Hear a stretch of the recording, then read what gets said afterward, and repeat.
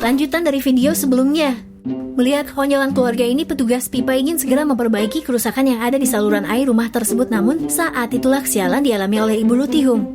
Ibu Yutihung Kintan mengatakan bahwa keran airnya muncrat jika dihidupkan. Namun saat petugas melihatnya, air yang dihidupkan tampak normal dan tidak ada kendala. Saat petugas merasa itu baik-baik saja dan ingin meminjam telepon sebentar untuk menelpon kantornya, Ibu Yutihung menghidupkannya dan air yang tadinya normal-normal saja memberontak dan membuli Ibu Lutihung dengan muncratannya, seperti sedang dipermainkan oleh sebuah air. Ketika petugas melihat Ibu Yutihung, muncratan air tidak ada. Namun, saat petugas membalikkan tubuhnya secara membabi buta, air itu menyembur keluar kemana-mana. Petugas tampak terheran-heran dan tak percaya dan menganggap Ibu Yutihung merekayasa untuk membasahi tubuhnya guna merayu petugas tersebut. Petugas pun berkata dia sudah memiliki istri dan merupakan suami setia. Kembali ke Yutihung yang merasa dirinya sudah tidak kuat lagi menghadapi kesialan demi kesialan, dia menulis sebuah surat wasiat dan ingin mengakhiri hidupnya. Namun saat ingin melancarkan aksinya, terlihat sosok wanita yang masuk ke rumahnya. Spontan otot jempol kaki Lutihung merespon untuk menunda aksinya tersebut.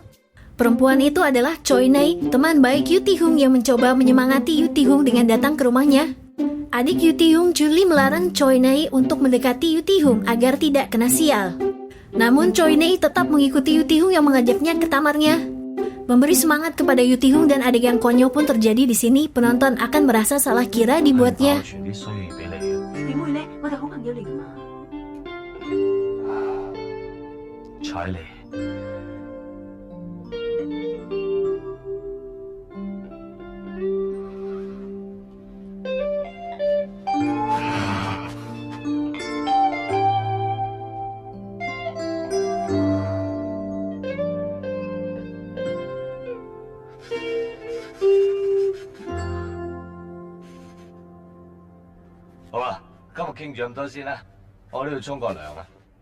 Setelah Choi Nei pergi, Yutihung ingin mandi dan percaya bahwa itu akan membuang sial.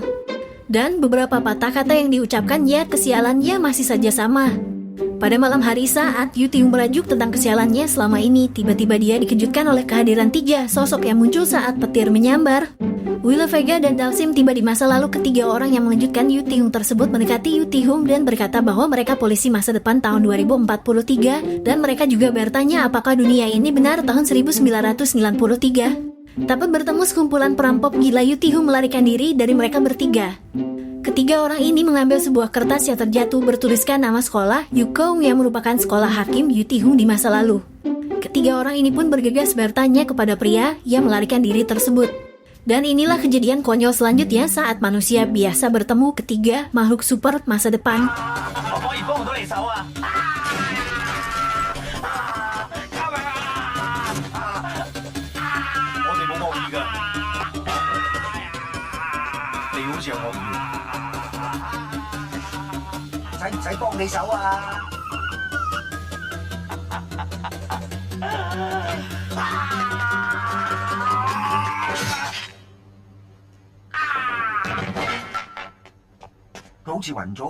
Setelah Yutihung tersadar dari pingsannya akibat kepanikannya tersebut, ketiga orang ini menenangkan Yutihung dan menjelaskan kedatangannya. Mereka meminta tolong untuk mencari hakim yang berada di masa kini yang sebenarnya hakim itu sudah berdiri di hadapannya, namun mereka tidak tahu kebenarannya karena di masa lalu Yutihung dipanggil Chan Taihung atau hanya Taihung. Yutihung merasa jengkel dan bertanya apa yang akan dia dapatkan jika membantu ketiga polisi masa depan tersebut. Singkatnya, mendengar cerita Yutihung dan kesialannya, ketiga polisi itu sepakat untuk membantu Yutihung untuk mencapai kesuksesan dan membantunya agar tidak terbuli dengan syarat membantu ketiga polisi masa depan itu untuk menemukan hakim yang mereka cari di dunia masa lalu ini. Saat kesepakatan hampir terjalin, tiba-tiba Ibu Yutihung pulang bersama pacar tampannya karena sebenarnya Ibu Yutihung ini adalah seorang janda yang menghidupi kedua anaknya. Yutihung menyuruh ketiga polisi itu untuk bersembunyi sedangkan Yutihung berpura-pura sedang belajar. Pacar ibunya tersebut merasa terganggu oleh kehadiran Yutihung dan ibunya pun menyuruh anaknya untuk tidur cepat, namun Yutihung tidak mau. Setelah ancaman untuk memotong uang sakunya, adegan konyol pun terjadi. Wah, 你個仔肥油色係好犀利喎！我沖杯咖啡俾你飲。Thank you。又講英文啊！唔知點解每次講英文，我都好興奮㗎。係咩？講多啲啊！好啊。Only you can see the world so bright. Only you can make the darkness bright. 講多啲啦 London Bridge is falling down. Twinkle, twinkle, little star. Saat kedua pasangan ini sedang bermesraan, Ibu Yu Tihung dikejutkan oleh sekelebat orang yang berjalan di rumahnya. Terkejut akan kehadiran sosok itu, Ibu Yu Tihung berkata kepada pacar tampannya bahwa ada orang di luar. Saat pacar tampannya melihat keluar, dia tak menemukan sesuatu, namun berbeda dengan Ibu Yu Tihung yang melihat sosok kepala di atas kepala pacar tampannya. Sontak hal itu membuat Ibu Yu Tihung ketakutan, namun pacar tampannya mengira Ibu Yu Tihung ini sedang sangat birahi hingga berhalusinasi. Pacar tampannya tersebut mencoba menenangkannya, namun beberapa saat kemudian ketiga sosok ini semakin jelas dan naik ke lantai atas. Melihat Ibu Yu Tihung menjadi gila, pacar tampannya pun memilih untuk pamit dan angkat kaki dari rumah itu. Kembali ke Yu Tihung di dalam kamarnya, dia melanjutkan pembicaraan yang tertunda oleh kehadiran ibunya tadi. Yu Tihung bertanya kenapa harus dia yang menjadi penolong ketiga polisi masa depan itu. Vega menjelaskan bahwa mesin waktu membawa mereka ke atap rumah Yu Tihung dan dalam 14 hari mereka harus pulang dari masa kini. Vega menyuruh Yu Tihung untuk mencari dan menyelidiki hakim yang mereka cari, namun Yu Tihung takut oleh Kei-on dan kacung-kacungnya yang akan membulinya jika masuk sekolah lagi. Willa mengatakan untuk tidak takut dan membawa kacung juga untuk menjaganya sembari mencari jejak hakim yang mereka cari di sekolah Yu Tihung. Hari pun berganti dan di sekolahan terlihat sosok Kei-on bersama para kacungnya berjalan di halaman sekolah.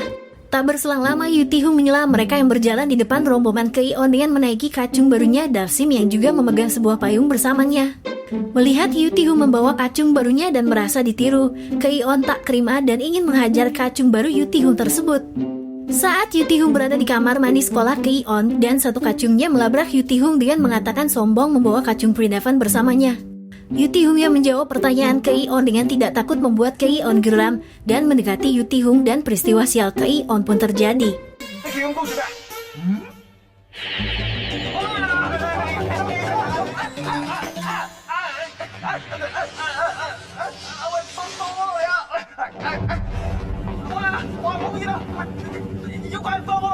Kei-on yang berlari ketakutan di halaman sekolah bertemu dengan kepala sekolah dan melaporkan kejadian mistis yang menimpanya. Kei-on mengatakan kepada kepala sekolah bahwa kacung Yu Tihung adalah demit yang dapat memanjangkan tangannya. Kepala sekolah mengecek kacung Yu Tihung dan menganggap Kei-on hanya berkata ngawur saja sambil berjalan menjauhi mereka.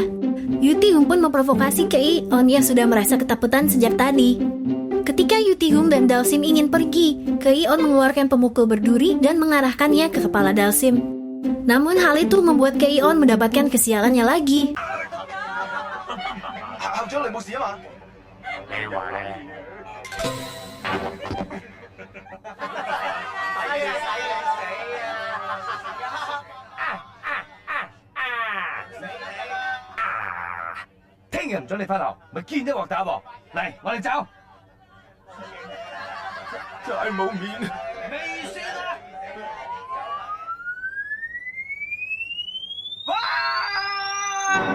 Kei-on pun mendapatkan apa yang dia tuai selama ini. Cerita berlanjut di mana Vega dan Guila merasa kelaparan dan memakan sebuah sepatu untuk mengobati rasa laparnya. Mereka tidak keluar kamar karena masih ada adik Yu Tihung yang berada di rumah tersebut. Mereka mencoba bersabar dan menunggu adik Yu Tihung pergi. Saat adik Yu Tihung beranjak pergi, Vega dan Guila pun bergegas menuju dapur untuk mencari makanannya. Membuka sebuah kulkas yang berisi banyak makanan, namun bukan itu yang mereka cari untuk melepaskan rasa laparnya. 而家啲薯櫃咧好食過我哋嗰陣嗰啲哦，梗係啦，我哋嗰啲冇落防腐劑啊嘛。喂，食唔晒喎，喂，留翻啲俾阿星啦。哦，星仔，真係嚟啦！ Saat adik Yu Tihung kembali setelah menemukan kura kecilnya, Vega dan Guila terkejut dan berpura-pura sedang membersihkan lantai dengan membuat Guila menjadi sebuah sapu karena rambutnya. Adik Yu Tihung terkejut oleh orang asing yang berada di rumahnya dan bertanya siapa. Saat Vega akan menjawab, Chuli adik Yu Tihung menjawab pertanyaannya sendiri dengan mengatakan bahwa mereka adalah teman kakaknya Yu Tihung. Vega pun menjawab benar dan masih menyapu menggunakan Guila sebagai medianya.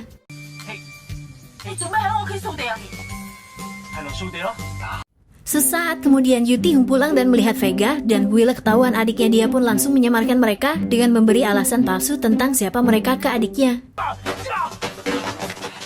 阿妹，你冇事啦？ 賊嚟㗎！唔係，同學嚟嘅啫嘛。同學做咩打佢啊？窮咯佢，窮佢打啦，唔係嘅，查實啦，佢冇錢交學費，條底褲爛到得翻條橡筋都要，仲要日日着住佢。咁啊，佢老豆啊帶住個肚都仲要做雞。咁啊，見阿媽咪啊請個賓記都成3兜嘢啦。咁啊諗住幫下佢，請佢翻嚟做下抹數，俾2兜嘢佢，有剩我哋對擘啦。咁冇人性嘅你。小姐啊，小姐，你唔好鬧二官啦，如果唔係少少錢都唔俾我噶啦。原來你咁慘㗎，我仲以為你係富豪添喎。你把小鬼幾得意喎。哦，係啊，我阿媽送俾我㗎。你想唔想賺多錢啊？我想啊想。咁咧，你淨係服侍我，我每日俾50蚊你。唔得，我唔使兩錢。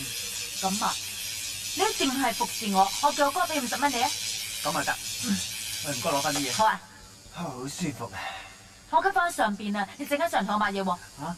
Setelah adik Yu Ti Hung menerima alasan konyol itu, dia pun kembali ke kamarnya. Sedangkan Yu Ti Hung sudah melaksanakan misi pertamanya untuk meredam pembulinya, Kei-on dengan begitu akan memudahkan mereka untuk mencari haki masa depannya. Yu Ti Hung menyuruh mereka menyamar sebagai siswa dan guru untuk membantu mencari jejak hakim di sekolahnya. Dengan melakukan batu gunting kertas, akhirnya ditentukan siapa yang menjadi guru dan siapa yang akan jadi muridnya.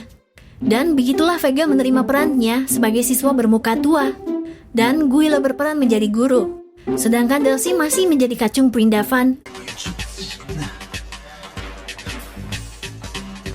Wah, 乜個身身咁老㗎？講咩啊？講你咯。